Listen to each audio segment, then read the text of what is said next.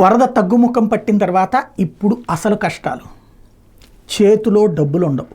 ఉంటే గంటే ఓ పేదవాడికి ఎంత ఉంటుంది? ఓ 500-1000 రూపాయలు చేతిలో ఉంటే గ్రేట్. ఇప్పుడు ఏ తాకట్టు పెట్టుకుని అమ్ముకోవాలో తెలియదు, ఎందుకంటే అన్నీ కొట్టుకుపోయినాయి.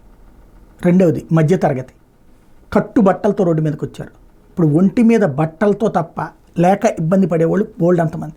ఇంకా నీళ్ళు వచ్చేస్తున్నాయి పరుగులు పెట్టుకుంటూ వాళ్ళ నాళ్ళు కాపాడుకోవడానికి అంతగా అయితే గీతే ఏ బంగారమో పట్టుకుని యువతలకు వచ్చారు. కానీ ఏంటి పరిస్థితి?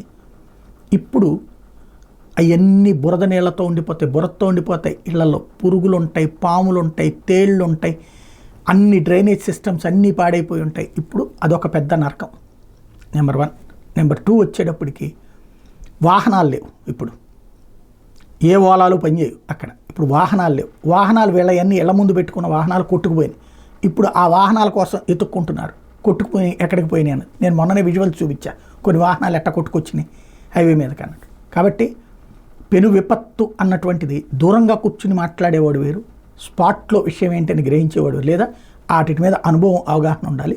ప్రస్తుతం అయితే ఎవరికి వాళ్ళు వెతుక్కునే పనిలో ఉన్నారు.